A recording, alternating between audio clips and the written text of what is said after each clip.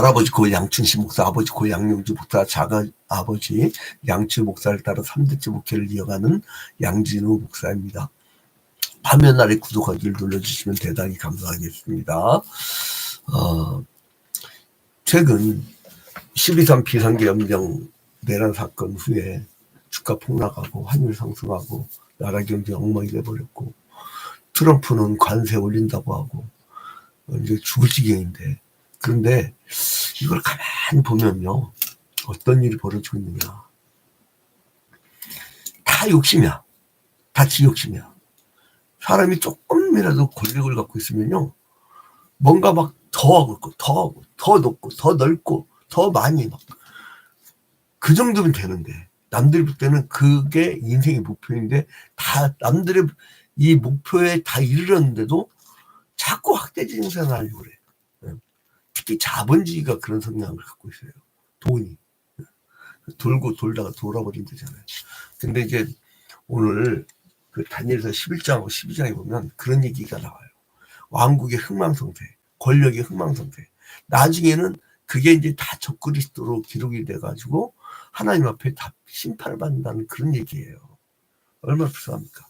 근데 여러분, 다니엘서 11장 읽어본 결과 어때요? 아까 통독해 보니까 머리에 지나죠. 다 그 이유가 있어요. 이게 세계사적 흐름을 알아야 돼요. 이게 그래서 그 성도들이 목회자들한테 왜 사례비를 줘요? 그 사례비 갖고 딴짓하지 말고 말씀을 좀 깊이 연구해 달라고. 왜냐면 성도들은 그 연구할 시간이 없거든. 그래서 이제 그 제가 이 다니엘서 보면서요, 깜짝 놀란 게 뭐냐면, 다니엘이 기록됐을 다니엘 사건 당시가 기원전 400년대잖아요. 네? 근데 그 이제 400에서 500년 사이. 근데 이때 이후로 있었던 사건들이 기록된 거예요. 이걸 여기다 쓰면 이렇게 헷갈리니까 이거 지우고. 근데 그 후에 있을 역사가 이루어지는 거예요. 근데 이 역사가 복잡합니다. 중동사는 특히나 내가 전공한 것도 아니고. 그래서 이제 이 오직의 순간 제가 고등학교 세계사 책을 꺼냈어요. 드디어. 고등학교 세계사 책. 그리고 이제 역사 속의 에피소드, 이거 뭐 저기 하니까, 그 다음에 이야기 세계사, 드디어 막 꺼내가지고 서양사 강의, 이거는, 그리고 이제 보니까 이제 알렉산더 대왕이 동쪽 점령한 얘기도 있잖아요. 그래서 종횡무진 이 동양사, 거기에다가 이제 레볼루션 히스토리, 이거 이제 쭉 쌓아놓고 이제 그 사건들만 이렇게 보는데, 그 다니엘서는요, 여러분 간단히 봐야 돼요. 이거 복잡하게 보면 안 돼요. 자, 여러분, 어떻게 보냐. 여기 다니엘서 보면 북방왕이 나오죠. 북방왕. 그죠? 북방왕. 그리고 남방왕이 나와요. 그죠? 그 다음에 악한 왕이 나와요. 이렇게 딱 정리하면 간단해. 그리고 나서 이제 하나하나 따라갑시다.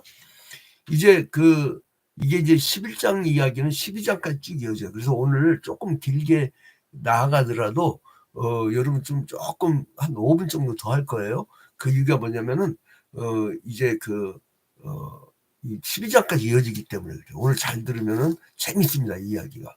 그러니까 뭐냐면 우리가 이 세계사의 흐름을 알아야 되는데, 여기에 이제 그 아수르가 망했죠. 그죠? 아수르 왕국이 망하고, 그 다음에 바벨론 왕이 망하고, 그죠?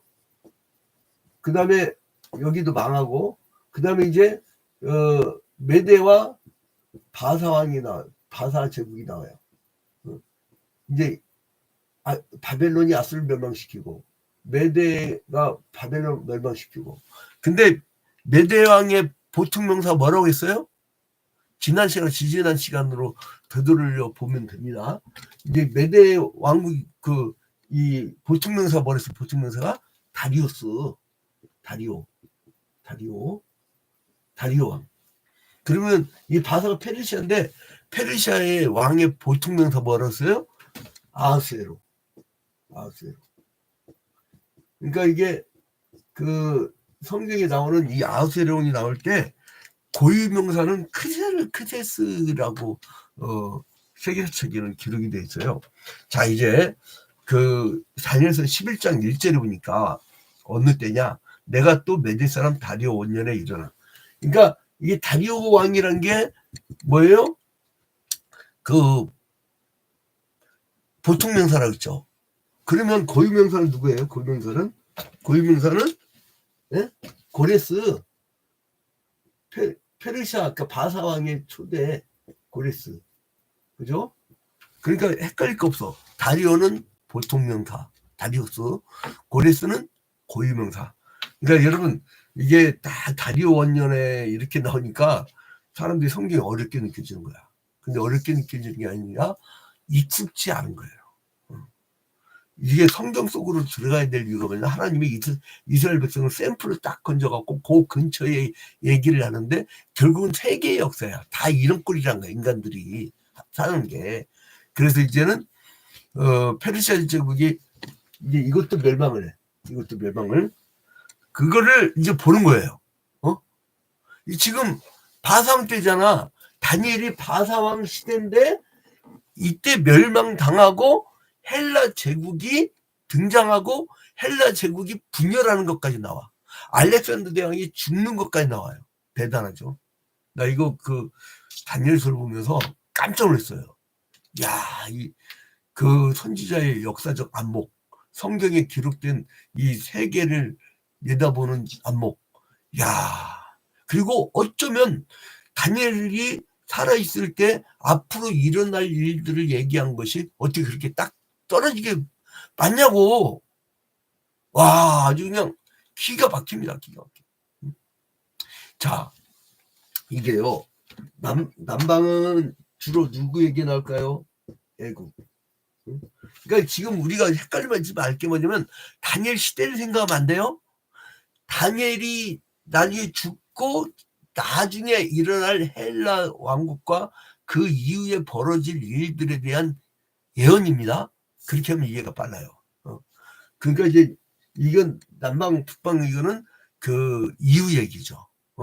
그래서 이제 그 북부에 있는 시리아 이쪽 지도 여기 소아시아 지방이니까 시리아. 여러분 이게 이렇게 지도 그려진 거는 여러분 이제 이게 그 중동 지방, 소아시아 지방, 유럽 그리고 북아프리카 이렇게 그린 거예요.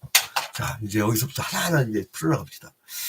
자, 이거는 이스라엘 주변 나라 여러 나라들의 흥망성쇠를 내다보는 거예요. 세상에 존재하는 강대국들은요, 아무리 영웅이 나타나고 아무리 지혜 아무리 잘났다 하더라도요 끝납니다. 그러니까 뭐를 생각하냐면 내가 잘 될 때를 생각하지 마시고 끝날 때를 생각하세요. 우린 웰빙이 아니고 우린 웰다잉이에요. 기독교는 잘 죽어야 돼. 그래서 이제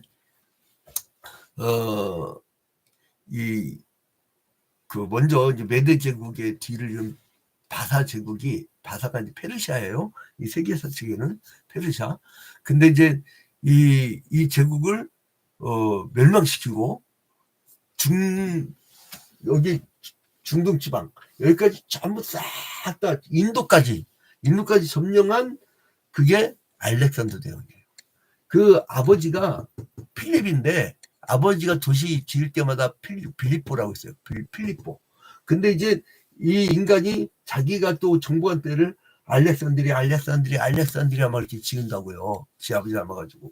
근데 아버지가 30세에 죽어. 그래, 자기 나이 30세 때. 그러니까 그 30세 때부터 이 사람이 30세에 나중에 죽는데, 막 그냥 계속 말 달리면서 정복만 하는 거예요. 그 헬라 제국이 굉장히 강건해졌다가, 이제 그러니까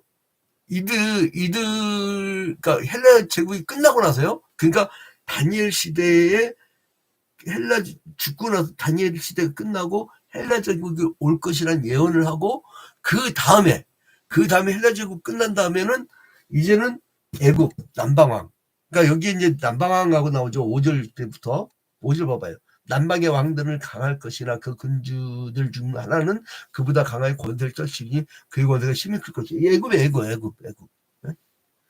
그 다음에 이제 북방 곧 시리아 왕. 이것들이 계속 싸우는 얘기예요. 그 얘기 나오는 겁니다. 자, 그럼 이제 이해가 빠를 거예요. 자, 그리고, 또 20절에 보니까요. 이게 북방 왕 중에 비천한 자가 권려오자고요. 자, 20절 봐봐요. 그 왕위를 이을 자가 압제자를 그 나라의 아름다움으로 두루다니게 할 것이나 그의 분노함이나 싸움이 없이 몇 날이 못해요. 망할 것이오. 응? 또 봐봐요. 13절에 북방왕은 돌아가서 다시 군대를 전부 다 더 많이 준비했다가 몇 해 후에 대군과 많은 물건을 가는 거 엄청나게 강한가 봐. 어? 자, 그래서 이 9절에 보니까 또 북방왕이 남방왕의 왕국으로 쳐들어갈 것이나 자기 본국으로 물러가는 이 북방왕이 이렇게 쳐들어가는 거예요. 그러니까 이스라엘 땅은 참 피곤한 게 뭐냐면 이 강대국들 사이에 맨날 왔다 갔다 하는 거예요. 이게 지정학적으로 아주 여러 가지 땅입니다. 이게요, 이스라엘 땅이 내가 이제 이렇게 그 세계사 책들을 이렇게 쌓아놓고 보다가 깜짝 놀란 게 뭐냐면 세계 화약거든요. 여기가 세계 화약거 옛날부터. 우리나라 땅이요, 지정학적으로 보면 세계 화약거여야 돼. 맨날 전쟁이 있어야 돼. 그 희한한 게 뭐냐면 그 선교사들이 복음화 시킨 이후부터는 일제시대 거치고 나서 그 난리통 거치고 나서 하나님이 그러니까 교회 급붕의 역사와 함께 나라를 안정시켜줘요. 어? 여러분 군목제도가 이렇게 잘 된 나라 우리나라도 없어요. 그리고 장병들이 세례를 받을 때 2,000명, 5,000명씩 한꺼번에 받는다니까. 물론 쪼코베아 받으려고 세례 받는 사람도 있던지만은 그렇게 합법적으로 그렇게 되는 게 없어요, 나라가. 근데 이게 희한한 게 면 교회가 급부흥하는데 이 복잡한 세계전쟁이 나야 될 화약고가 안정돼.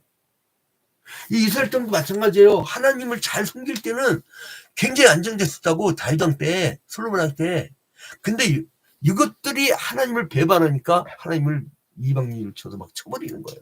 여기 왔다 갔다 여기를 거칠 거 아니에요. 난리가. 지금 여기는 포로 끌려갔어요. 바벨론 포로 끌려갔어요. 다니엘은 바벨론 왕 때, 그 다음에 메대 때, 바사 때 다 총리했죠. 대단한 사람이다, 이거 보면. 근데 아무튼, 그 이제 이 비천한 자 왕위를 물려받고 이 사람이, 친해척하면서 남방왕을 가까이 하면서 이 사람을 또 뒤통수를 쳐버려요. 권력이라는 게 그렇습니다. 믿는 게 없어요. 내부 일적이 더 무서워. 왜냐면 그 내부를 다 하니까.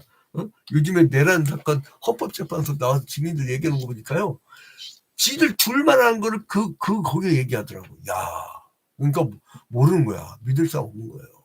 그래서 이제 나중에 이 모략이 뛰어난 왕은 거룩한 언약을 막 거슬러 버리고 자기의 의지에 따라서 하나님의 능력을 하나님의 능력에 대해서 대적하는 교만을 보이게 돼요. 그게 이제 28절부터 39절 끝부분이죠. 그 마지막 때가 되면 남방왕과 북방왕으로 인해서 비천하다는 거 보면 가난하다는 게 아니고 못된 놈이라고, 못된 놈. 그리고 비천하지만 모략이 뛰어나면 멸망당하게 된다고 40절부터 45절까지 기록이 됩니다. 이걸 이제 찬찬히 풀어보면요, 하나님은 이스라엘 백성들이 남유다가 잘못하니까 바벨론 포로 끌려가게 하고, 그 다음에 바벨론은 중앙집권이라 끌고 갔어요. 근데 메대와 바사는요, 그 지방자치제야. 그래서 굳이 데리고 있을 필요 없어. 그래서 돌려보내는 거예요. 고레스 칙령으로 막 이렇게 얘기하니까 또 어렵다는 분들이 있는데, 쉬워요. 그냥 페르시아의 바사 왕이 고레스 칙령으로 70년 만에 남유다 백성들을 포로에서 돌려줬다 이거예요. 근데 아무튼 바사의 쇠왕이 일어날 것이라고 얘기하죠. 그 쇠왕은 누구냐면 고레스, 캄비세스, 다리오, 히스타스페스. 나 이거 지금 찾아봐야 되는데, 내가 그래서 메모를 일단 해놨는데 한번 볼게요. 이 바사에서 이 세왕이 나올 것인데, 여기 세왕이 나온다고 했죠. 그 오늘 다니엘서 11장에 이 세왕은 누구냐면 고레스, 캄비세스. 나 이 중동 지방으로 한번 유학 갔다 오고 싶은데 시간이 없네. 아무튼 다리오 히스타스페스라고 해요. 다리오 히스타스페스. 다리오, 히스, 타스, 패스. 이름도 더럽네. 여기 나도 외우기 힘들어요. 자, 이제 빨리빨리 진행하겠습니다. 이렇게 이 세왕이 가르치는데 바사가 강성해질 때요. 그때 한 능력 있는 왕이 일어나서 큰 권세로 나라를 다스리고 모든 일을 자기 마음대로 해버려. 그래 이제 이거는 누구냐? 여기에 마게도냐의 알렉산더. 이 지도를 그린 이유가 다 있습니다. 이거 한동안 안 지을 거예요. 자, 이 알렉산더가 이제 강성하여서 그 권력이 최고조에 달할 때 갑작스러운 병으로 죽어요. 이 사람이 이제 말 달리고 말 달리자 꼭 쭉 해갖고 인도까지 가. 근데 왜 갔는지 지도 몰라. 근데 아무튼 여기서 보면 남방의 왕, 이 애굽의 왕은요, 이제 알렉산더 대왕이 죽은 다음에 애굽을 차지했던 게 누구냐면 프톨레미 1세예요. 프톨레미 1세. 이건 적을 시간이 없어요. 프톨레미는 이제 남방이 가면서 애굽이라는 거대한 왕국을 통치했어요. 근데 이 프톨레미 부하 중에 여러분 그 유명했던 셀리쿠스. 이 셀리쿠스는 애굽을 반역해서 안디옥을 중심으로 이 스레 왕국을 건설하죠. 자, 여기 써놔있다. 헷갈리죠. 프톨레미. 그러니까 여기 남방왕 나오는 게 프톨레미라고 생각하면 되고요.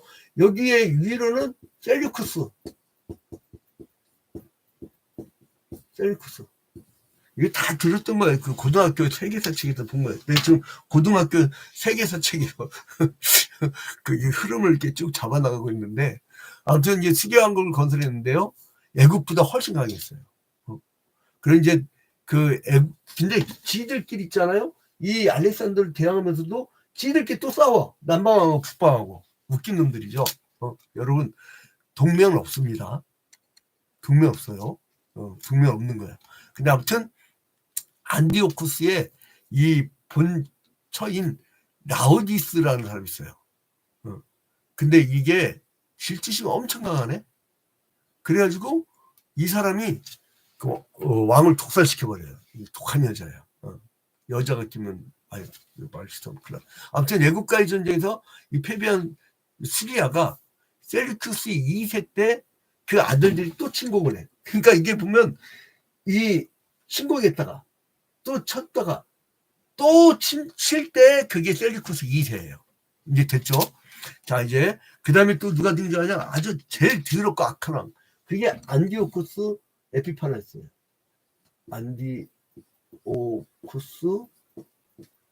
에피파네스. 자, 안디오쿠스 에피파네스 얘기를 많이 하다가 끝나버립니다. 자, 이제 이게 다 끝났어요. 한 5분이 끝납니다. 이 비천한 왕이 등극했다고 해서 아까 비천한 자, 그 인격이 아주 더러운 놈이라는 거예요. 그게 바로 안디오쿠스 에피파네스예요. 이 안디오쿠스 에피파네스 왕위를 계승한 다음부터요, 이 사람이 아주 간교하고 아주 잔인했대요. 그래서 애굽을 이제 침공한 거죠. 이 안디오쿠스 에피파네스가 이제 애굽을 침공을 해요.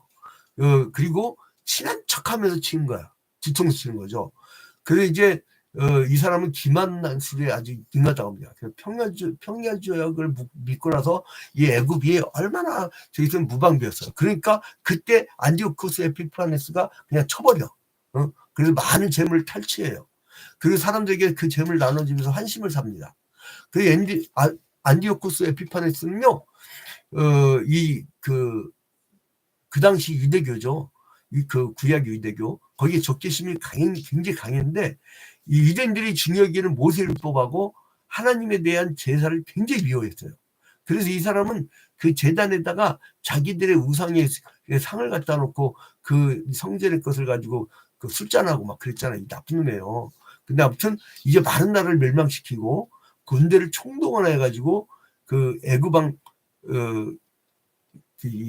막 싸웠지만은 결국 이제 망하게 되죠. 근데 이게 이 안디오쿠스 에피파네스가요, 명예에 젖어고 약탈품이 많고 막 부자 되니까 이제 막 동쪽으로 서쪽으로 양쪽으로도 막 팽창이 나가게 됩니다. 근데 이 악인의 최후를 보세요. 제일 끝에 나옵니다. 악인의 최후가 외롭게 죽어. 안티오쿠스 에피파네스는 그의 끝이 이를 때 아무도 그를 도와줄 자가 없다는 거예요. 그리고 유대인들 박해하고 기원전 165년, 그러니까 다니엘 시대보다 한 300년 300년 정도 뒤에 기원전 165년에 이제 그 동쪽으로 진군을 하다가 결국은 병으로 죽어버려요. 근데 외롭게 죽는데. 그래서 봐봐요. 44절에 오니까 그러나 동북에서부터 소문이 이르러 그를 번민하게 하므로 그가 분노하여 나가서 많은 무리를 다 죽이고 멸망시키고자 할 것이요. 막 그냥 경로가 심화했다가 45절에 그가 장막 궁전을 바다와 영화롭고 거룩한 산 사이에 세울 것이나 그의 종말이 이르리니 도와줄 자가 없으리라. 아무도 도와주지 않고 그냥 가버려. 권력이 이렇습니다. 여러분, 그래서 위세를 떨치던 안티오쿠스 에피파네스의 죽음을 통해서 이 세상은 다 허망하다는 거예요. 권력이 허망하다는 걸 얘기해 주세요. 권력을 왜 줬느냐? 국민을 위해서 봉사하라고, 섬기라고. 그래서 여러분, 그 광장 나가서 떠드는 거 아니에요. 기독교는 십자가의 종교입니다. 섬김의 종교예요. 그리고 이제 이 안티오쿠스 에피파네스처럼 날뛰는 사람을 지적을 해주는 거예요. 목에 칼이 들어와도 지적을 해줘야 되는 거예요. 그래서 이제 우리가 그 반듯한 좀 그리스도인이 나왔으면 됐어요. 그리고 이런 혼란한 전국에 기도를 많이 해서 교회를 부흥시키면 악의 세력이 그만큼 줄어듭니다. 그래서 여러분, 교회 부흥이 답입니다. 저도 어제 하루 종일 교회당에 촉박하게 기도하면서 내린 결론이 있어요. 오전에 기도하다가 딱 떠오른 게 뭐냐면, 그래, 부흥밖에 답이 없다. 자, 여러분, 한국교회 부흥을 해서 오늘 새벽에 기도